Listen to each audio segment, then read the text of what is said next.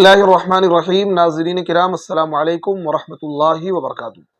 امید کرتا ہوں کہ آپ سبھی لوگ بخیر و عافیت ہوں گے اور اللہ تعالیٰ سے دعا گو بھی ہوں کہ اللہ تعالیٰ آپ تمام لوگوں کو بخیر و عافیت رکھے۔ پچھلی ویڈیو جو امام مہدی کے تعلق سے مستقل ہم گفتگو کر رہے ہیں، تو پچھلی ویڈیو وہ جو امام مہدی کے تعلق سے ہم نے بنائی تھی، اس ویڈیو میں ہم نے تذکرہ کیا تھا کہ امام مہدی کی قیادت میں لڑی جانے والی جنگیں کون کون سی ہوں گی، کتنی ہوں گی۔ تو ایک جنگ کا تذکرہ ہم نے پچھلی ویڈیو میں کیا تھا، اور آج کی اس ویڈیو میں بھی ہم ایک جنگ کا تذکرہ کریں گے۔ پھر اس کے بعد ایک ویڈیو اور جس میں ہم جنگ کا تذکرہ کریں گے، یعنی کہ ابھی امام مہدی کے قیادت میں لڑی جانے والی جو جنگیں ہیں، دو ویڈیوز میں ان کا تذکرہ ہم کریں گے۔ مختصر اس لیے بناتے ہیں تاکہ آپ آسانی کے ساتھ دیکھ سکیں، کیونکہ لانگ ویڈیو دیکھنے کا لوگوں کا مزاج نہیں ہے۔ اس کے بعد انشاءاللہ کیونکہ اسی جنگ کے درمیان دجال کا خروج ہو جائے گا، اور پھر دجال کے بارے میں جو احادیث میں تذکرے ہیں وہ، اور پھر حضرت عیسیٰ کے بارے میں بات کریں گے۔ دیکھیے، حضرت امام مہدی کئی ساری جنگیں لڑیں گے۔ ایک ہے جنگ اعماق۔ جنگ اعماق بڑی گھماسان کی جنگ ہوگی، بڑی خطرناک جنگ ہوگی۔ اس کے بارے میں حدیث میں کیا موجود ہے، پہلے حدیث پڑھ کر میں آپ کو سناؤں گا، اور اس کے بعد میں اس حدیث پر تبصرہ کروں گا۔ دیکھیے، حدیث یہ مسلم شریف کی روایت ہے، اور اس کا حدیث نمبر ہے 2897۔ بعض لوگ کہتے ہیں کہ امام مہدی کے تعلق سے ضعیف روایتیں، دیکھیے مسلم شریف کی روایت ہے، صحیح درجے کی روایت ہے، 2897 اس کا نمبر ہے، اور انٹرنیشنل جو اس کا نمبر ہے 7278۔ دیکھیے حدیث کیا ہے۔ حضرت ابو ہریرہ رضی اللہ عنہ سے روایت ہے کہ آپ علیہ الصلوۃ والسلام نے ارشاد فرمایا، قیامت سے پہلے یہ واقعہ ضرور ہو کر رہے گا۔ دیکھیے اللہ کے نبی کیا ارشاد فرما رہے ہیں کہ اہل روم اعماق یا دابق کے مقام پر پہنچ جائیں گے، ان کی طرف ایک لشکر مدینہ سے پیش قدمی کرے گا جو اس زمانے کے بہترین لوگوں میں سے ہوگا۔ جب دونوں لشکر آمنے سامنے صف بستہ ہوں گے تو رومی یعنی روم کے لوگ، یعنی مغرب کے لوگ مسلمانوں سے کہیں گے، تم ہمارے اور ان لوگوں کے درمیان سے ہٹ جاؤ، ہمارے اور ان لوگوں کے درمیان سے ہٹ جاؤ جو ہمارے لوگوں کو قید کر کے لائے ہیں، ہم انہی سے جنگ کریں گے۔ مسلمان کہیں گے، نہیں، اللہ کی قسم، ہم ہرگز تمہارے اور اپنے بھائیوں کے درمیان سے نہیں ہٹیں گے، اس پر تم ان سے جنگ کرو گے۔ اللہ کے نبی نے ارشاد فرمایا، تم ان سے جنگ کرو گے۔ اب ایک تہائی مسلمان تو بھاگ کھڑے ہوں گے، رومی لشکر کو دیکھ کر ایک تہائی مسلمان بھاگ کھڑے ہوں گے، جن کی توبہ اللہ تعالیٰ کبھی بھی قبول نہیں کرے گا، کیونکہ جہاد کے میدان سے راہ فرار اختیار کرنا یہ نفاق ہے، اور منافق کی توبہ کو اللہ قبول نہیں کریں گے۔ جب آپ میدان میں چلے گئے تو اب تو یا غازی بن کر لوٹیں یا شہید بن کر لوٹیں۔ تو اور ایک تہائی مسلمان شہید ہو جائیں گے جو اللہ کے نزدیک افضل الشہداء ہوں گے، یعنی سب سے زیادہ شہادت میں سب سے افضل مقام ان لوگوں کا ہوگا۔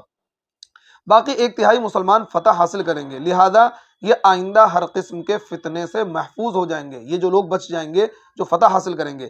اس کے بعد یہ لوگ قسطنطنیہ کو فتح کریں گے، اور ایک اور روایت میں روم کے فتح کرنے کا بھی ذکر ہے، اور اپنی تلواریں زیتون کے درخت پر لٹکا کر ابھی مال غنیمت تقسیم کر رہے ہوں گے کہ شیطان ان میں چیخ کر یہ آواز لگائے گا کہ مسیح دجال تمہارے پیچھے تمہارے گھروں میں گھس گیا ہے۔ یہ سنتے ہی یہ لشکر روانہ ہو جائے گا، اور یہ خبر اگرچہ غلط ہوگی، لیکن جب یہ لوگ شام پہنچیں گے تو دجال واقعی نکل آئے گا۔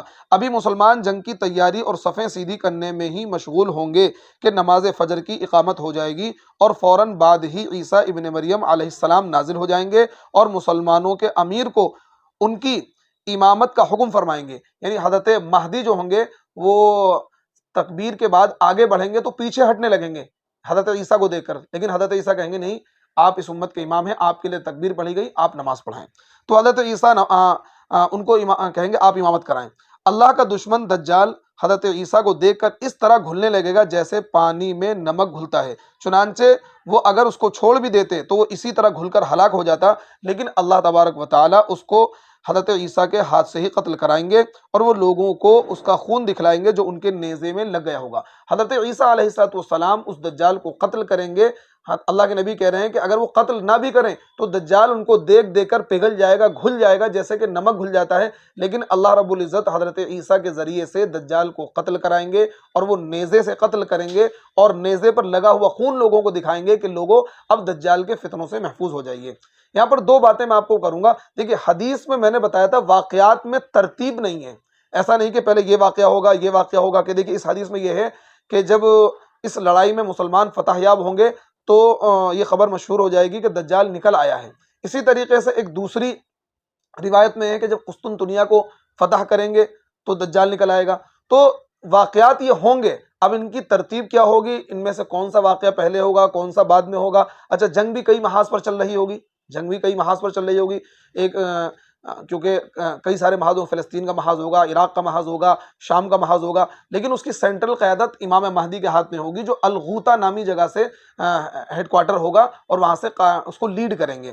تو دیکھیے یہاں پر آماق اور دابق دو چیزوں کا تذکرہ آیا کہ یہ جو جنگ ہوگی آماق اور دابق کے مقام پر ہوگی۔ یہ آماق اور دابق کیا ہے؟ یہ ایک جگہ کا نام ہے۔ دیکھیے دابق شام کا جو شہر حلب، ایک شہر حلب شام میں، اس سے 45 کلومیٹر دور یہ دابق ایک جگہ ہے، ترکی کی سرحد کے بالکل قریب، یعنی ترکی کی سرحد یہاں سے تقریباً 14 کلومیٹر دور ہے، وہاں پر ایک قصبہ ہے، اس کا نام دابق ہے۔ تو اس مقام پر یہ جنگ ہوگی۔ اچھا، اسی طریقے سے آماق بھی دابق کے قریب ایک قصبہ ہے۔ تو آماق اور دابق یہ ترکی کی سرحد سے تقریباً 14 کلومیٹر دور اور شہر حلب سے تقریباً 45 کلومیٹر دور ایک قصبہ ہے، وہاں پر یہ جنگ ہوگی رومیوں سے۔ اچھا دیکھیے اب یہاں پر یعنی وہ جو رومی ہوں گے وہ مسلمانوں سے کہیں گے ان قیدیوں کو ہمارے حوالے کر دو۔ تو دیکھیے وہ جو مسلمان قیدی ہوں گے جن کو وہ کفار سے چھڑا کر لائے ہوں گے، تو اب یہ ان سے مطالبہ کریں گے کہ ان مسلمان قیدیوں کو ہمارے حوالے کر دو۔ تو وہ منع کر دیں گے کہ ہم اپنے بھائیوں کو تمہارے حوالے نہیں کریں گے، کیونکہ کسی بھی مسلمان کو کافر کے حوالے کرنا جائز نہیں ہے۔ حالانکہ بعض لوگ اس طرح کی باتیں کرتے ہیں، اور اس وقت بھی ہو سکتا ہے کچھ لوگ اس طرح کی باتیں کریں جو اپنے آپ کو دانشور کہلاتے ہیں، چلو بھائی چند لوگوں کو اگر ہم حوالے کر دے رہے ہیں کفار کے تو ہمارے باقی کے لوگ بچ جائیں گے، لیکن نہیں، کسی ایک مسلمان کو بھی کافر کے حوالے کرنا جائز نہیں ہے۔ تو دیکھیے یہ جنگ ہوگی۔ اچھا اب یہاں پر ایک بات اور ہے، یہاں پر حدیث میں یہ آیا ہے کہ مدینے سے وہ لشکر خروج کرے گا۔ تو دیکھیں مدینے سے مراد مدینہ منورہ بھی ہو سکتا ہے، اور اگر اس کے لفظی معنی مراد ہو، دیکھیے مدینہ ایک تو مدینہ شہر ہے جس کو مدینہ المنورہ کہتے ہیں، اور مدینہ یہ عربی زبان کا ورڈ ہے، اس کے معنی شہر کے آتے ہیں، کسی بھی شہر کو مدینہ کہتے ہیں، جیسے دلی یہ بھی ایک مدینہ ہے، ممبئی یہ بھی ایک مدینہ ہے۔ مدینہ عربی زبان کا ورڈ ہے، جیسے کہ ہم اردو میں شہر بولتے ہیں اور انگلش میں سٹی بولتے ہیں، اسی طریقے سے لفظ مدینہ شہر پر بولا جاتا ہے۔ تو ایک تو مدینہ پرٹیکولر نام ہے مدینہ المنورہ کا۔ تو محدثین یہ کہہ رہے ہیں کہ مسلمانوں کا لشکر مدینے سے خروج کرے گا، مدینے سے مراد مدینہ منورہ بھی ہو سکتا ہے، اور اگر اس کے لفظی معنی مراد ہیں تو پھر اس سے مراد شام کا شہر دمشق یعنی الغوطہ بھی ہو سکتا ہے، کیونکہ جنگ عظیم میں مسلمانوں کا مرکز دمشق کے قریب الغوطہ کے مقام پر ہوگا۔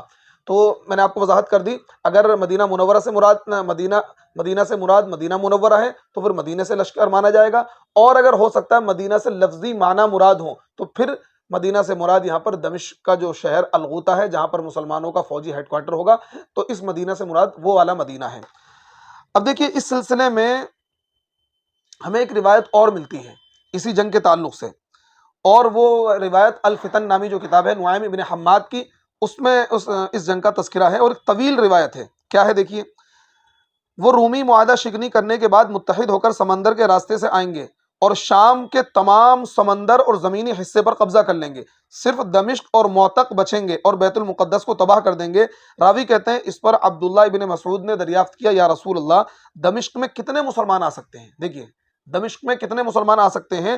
راوی کہتے ہیں کہ نبی کریم نے فرمایا، قسم اس ذات کی جس کے قبضے میں میری جان ہے، دمشق ہر آنے والے مسلمان کے لیے اس طرح وسیع ہو جائے گا جس طریقے سے رحم مادر یعنی ماں کے پیٹ کے اندر جو بچے دانی ہوتی ہے، جیسے جیسے بچہ بڑھتا ہے ویسے ویسے بچے دانی وسیع ہوتی چلی جاتی ہے، پھیلتی چلی جاتی ہے، اسی طریقے سے دمشق کیا ہے وسیع ہوتا چلا جائے گا جیسے جیسے مسلمان وہاں پناہ لینے کے لیے آئیں گے، کیونکہ حدیث پاک میں آتا ہے کہ قرب قیامت میں جب یہ ساری جنگیں چھڑیں گی تو مسلمانوں کو امن ملک شام میں ہی جا کر ملے گا، کیونکہ وہاں پر مسلمانوں کا اپنا دبدبہ ہوگا۔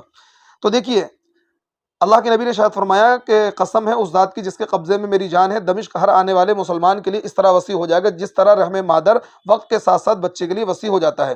پھر میں نے پوچھا یا رسول اللہ یہ موتق کیا ہے؟ فرمایا ایک پہاڑ ہے جو حمص کے قریب دریا ارنت کے کنارے پر ہے، چنانچہ مسلمانوں کے اہل و عیال اس وقت موتق یعنی پہاڑ کے اوپر ہوں گے اور مسلمان دریا ارنت کے کنارے ہوں گے۔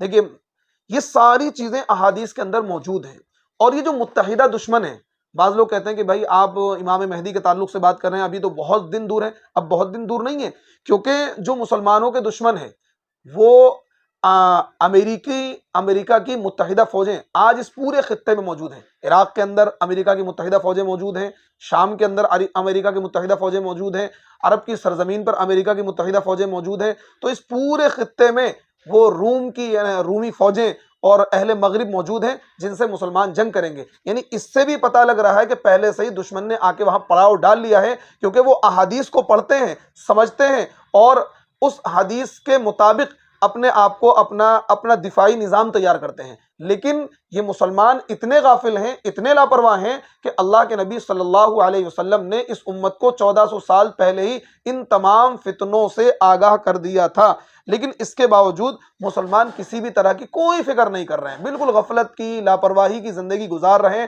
اپنی کھلی آنکھوں سے دیکھ رہے ہیں ایک ایک کر کے ساری علامتیں، ساری نشانیاں پوری ہو رہی ہیں، اس علاقے کا ماحول بگڑ رہا ہے۔ اور آپ کو ایک بات بتا کے بات کو ختم کرتا ہوں، پھر اگلی ویڈیو میں ایک گھمسان کی جو جنگ حضرت امام مہدی اور دشمنوں کے درمیان ہوگی اس کا تذکرہ کروں گا۔ اللہ کے نبی صلی اللہ علیہ وسلم نے ارشاد فرمایا کہ جو تیسری جنگ ہوگی، تیسری جو جنگ عظیم ہوگی وہ اسی فلسطین اور کیونکہ ملک شام کی سرزمین پر ہوگی، جس کو ہر مجدون کی وادی کہتے ہیں، جس کو آرمیگڈون کہتے ہیں، اب بگ وار، یعنی بڑی جنگ جو ہوگی اسی میدان پر ہوگی۔ تو اب وہ میدان کا تذکرہ ہے، تو یہ سارے شہر میدان میں تبدیل ہوئے جا رہے ہیں۔ دیکھیے غزہ پورا میدان میں چٹیل میدان بن گیا ہے، اور شام کے بہت بڑے بڑے شہر حلب، حمص، موصل، اس پر اتنی بمباری کری ہے امریکہ کی اتحادی فوجوں نے، کیونکہ پچھلے 10-12-15 سال سے لڑائی چل رہی ہے۔ یہ سارے کے سارے شہر جو کبھی گنجان آبادی والے، گھنی آبادی والے، جس طرح کے دلی شہر ہے اس طرح کی آبادی والے شہر تھے، حلب، حمص، اور آج وہ کیا چٹیل میدان بنے پڑے ہیں، کھنڈر بنے پڑے ہیں۔ تو تیسری جو جنگ ہوگی اسی سرزمین پر ہوگی، اور اس سرزمین کے لیے وہ پہلے سے تیاریاں ہو چکی ہیں۔ تو اس لیے اچھا ایک سوال اور بھی آتا ہے لوگوں کے ذہن میں، کیا جنگیں تلوار سے ہوں گی؟ کیا جنگیں تلوار سے ہوں گی؟ کیونکہ کچھ حدیث میں اس طرح کا ذکر موجود ہے کہ حضرت عیسیٰ اس کو نیزے سے قتل کریں گے، امام مہدی تلوار اور گھوڑوں پر سوار ہو کر آئیں گے۔ تو اس کا تذکرہ انشاءاللہ ہم اگلی ویڈیو میں کریں گے، کیا جنگیں تلوار سے ہوں گی یا اسی موجودہ ٹیکنیک کے ذریعے سے جنگ امام مہدی لڑیں گے۔ تب تک آپ منتظر رہیے، انشاءاللہ میں بھی آپ کے ساتھ انتظار کر رہا ہوں، اور آپ ہماری اس سیریز سے جڑے رہیے، انشاءاللہ بہت فائدہ ہوگا، اور کمنٹ کے ذریعے سے اپنی مثبت رائے بھی رکھتے رہیے تاکہ اس پر ہم عمل کریں اور زیادہ سے زیادہ لوگوں تک اپنی صحیح بات پہنچا سکیں۔ اللہ رب العزت ہمیں عمل کی توفیق عطا فرمائے۔